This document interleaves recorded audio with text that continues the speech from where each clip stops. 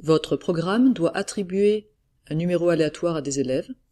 Pour cela, vous partirez d'une liste de noms d'élèves et vous écrirez dans la console pour chaque élève un numéro aléatoire entre 1 et 10. Par exemple, Jeanne-7. Amélioration possible, chaque élève se voit attribuer un numéro aléatoire unique.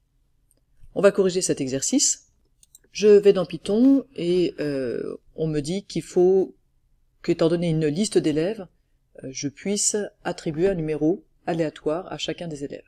Alors j'ai déjà commencé par une liste d'élèves, que je vais appeler élèves. Pour créer une liste, je vous rappelle qu'on met des crochets et on sépare les éléments avec des virgules. Ici mes élèves s'appellent Amandine, Bastien, Cédric, Dany, Héloïse et Franck. Si je veux attribuer à chacun des élèves un numéro aléatoire, l'idée ça pourrait être de parcourir la liste. Parcourir la liste, ça veut dire faire des répétitions, et à chaque répétition, à chaque itération de cette répétition, on a une variable qui vaut l'élément de la liste. Donc une première fois, je travaillerai avec Amandine, et je pourrais lui attribuer un numéro aléatoire, puis une deuxième fois avec Bastien, etc. Pour faire ça, pour parcourir une liste, on fait un for, on donne le nom de la variable qui donc prendra tour à tour les valeurs Amandine, puis Bastien, puis Cédric, puis etc. Alors comme ce sont des élèves, je vais mettre par exemple for E, in élève, donc ça veut dire ça, je répète, que E va valoir d'abord Amandine, puis Bastien, puis Cédric, puis etc. Et qu'on fera toutes les instructions qui sont indentées pour E qui vaut d'abord Amandine, puis on revient, on refait toutes les instructions pour E qui vaut Bastien, etc. Alors les instructions en question, eh bien ça va être d'attribuer un numéro aléatoire, alors je peux déjà créer mon numéro aléatoire. N, ce sera, si je veux un nombre aléatoire, il va falloir que j'importe la librairie random.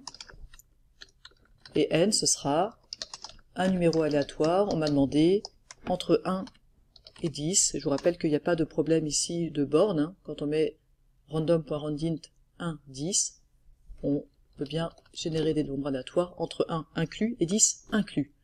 Et maintenant, qu'est-ce que je vais faire? Je vais simplement faire un print, je vais écrire le nom de mon élève, donc E, un tiret,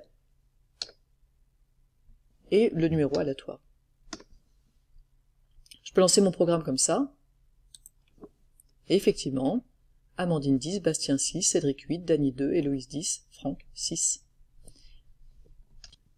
Voilà, vous pouvez vous arrêter là. L'amélioration possible, c'était d'essayer d'avoir un numéro unique attribué à chaque élève. Donc la première chose à se dire, c'est que déjà, on ne pourra peut-être pas faire un numéro aléatoire entre 1 et 10, parce que si j'ai plus de 10 élèves, ça va pas marcher. Donc voilà, je vous propose ici une solution qui consiste à, déjà, on va créer un tableau de nombres.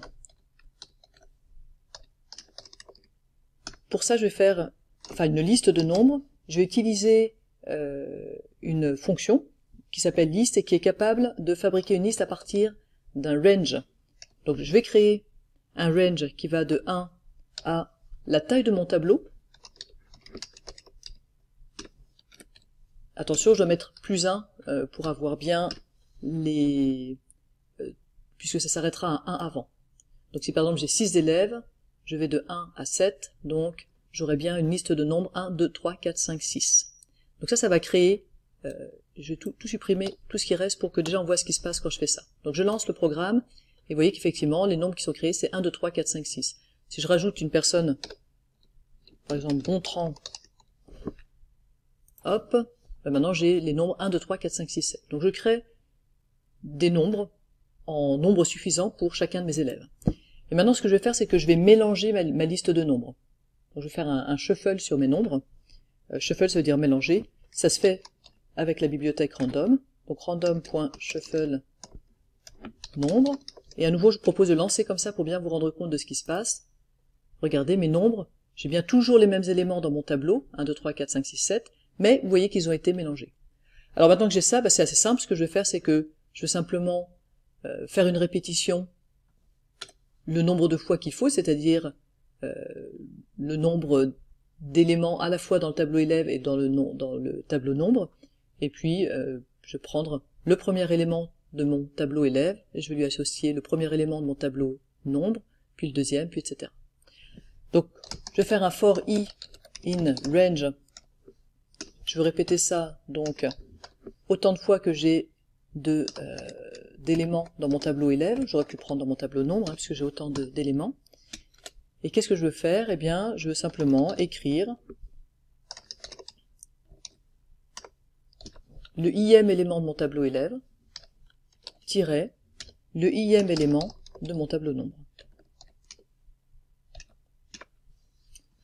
On y va, on lance ça, on espère que ça marche, et effectivement, Amandine 5, Bastien 2, etc.